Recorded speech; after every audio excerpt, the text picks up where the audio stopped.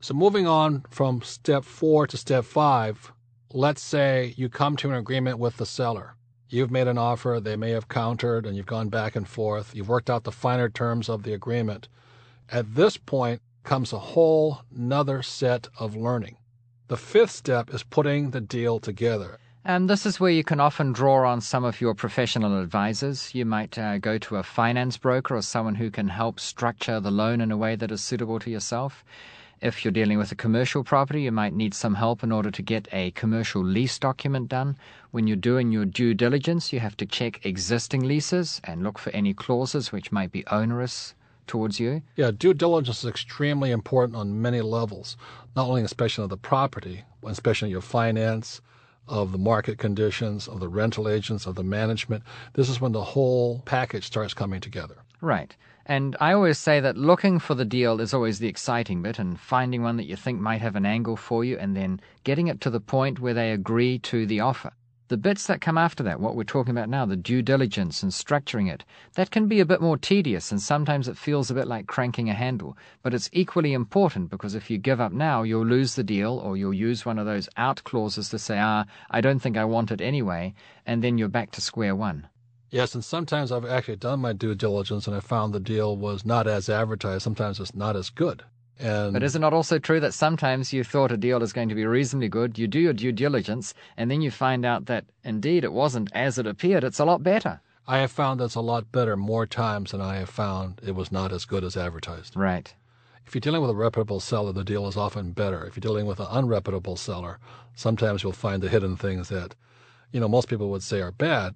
But if they are legitimately not as advertised, it gives you an opportunity to go back and say, let's renegotiate this, and it becomes an advantage again. Right. And there's nothing wrong with saying something like, well, when I looked at it, I thought the situation was a certain way, and therefore we agreed on this figure.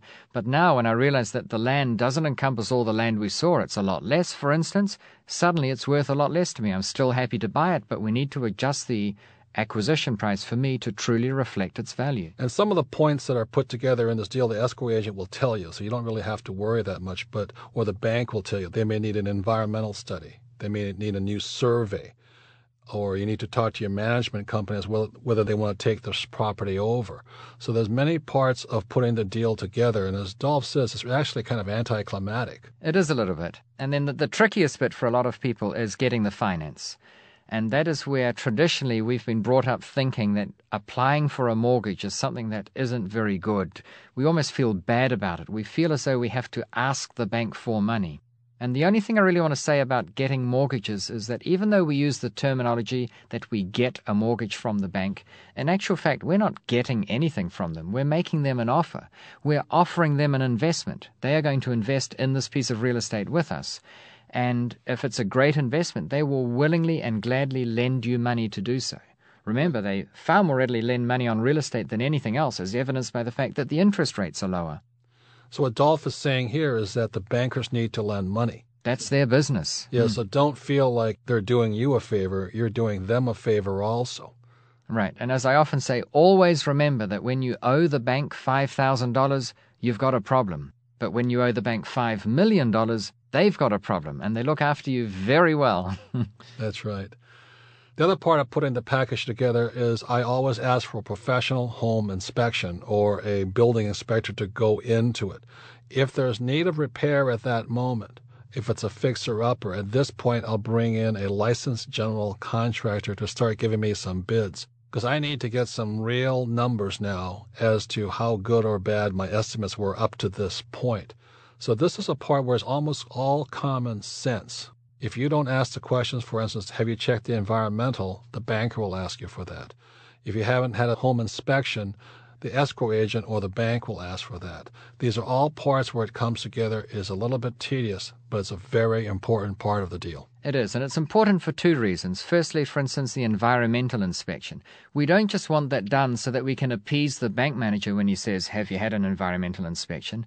If, in fact, it used to be a toxic dump site, you want to know that before you buy it. Right, or it has asbestos in the building. You want to know before you buy it. Right. So most of these due diligence phase inspections are to protect you more than anybody else, because if you don't check it, it's really hard for you to sell it to the next person if you sell it. Right. And of course, it does cost money to get these inspections and reports produced. However, you can deduct that against your income.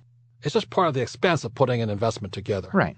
And this putting the deal together, the due diligence phase, is vital because that'll affect how well you can sell the property in case something is wrong. In most cases, there's nothing wrong. It goes pretty smoothly, but it's still a very important part of the process because it does protect you. So rather than get into the detail on what due diligence means, inside the real estate investment program, you will find a due diligence checklist via which you can go through. You may want to add to it, subtract from it, or talk to advisors like an attorney or a real estate appraiser to say you should add these things to it. Right. But always use a checklist. Because not all items on that checklist will apply to every property. So you want to have a checklist that is all-encompassing so that no matter what the property is, you've covered all your bases. And if you want more information, oftentimes a person to go ask is an escrow agent or even a banker, because they're the ones who ultimately own the property. And the banker will definitely give you a good due diligence checklist. So it's a very important part, but I strongly advise people to look at it as an opportunity to discover the good, the bad, and the ugly about the property, and at that point, you can make a decision one more time. If anything changes, rerun your numbers again. Double check again in the analysis, because now you're going live. Now these numbers become for real. They're not estimates. They're now as real as possible. So at this point, before signing and agreeing to take the property, run your numbers one more time.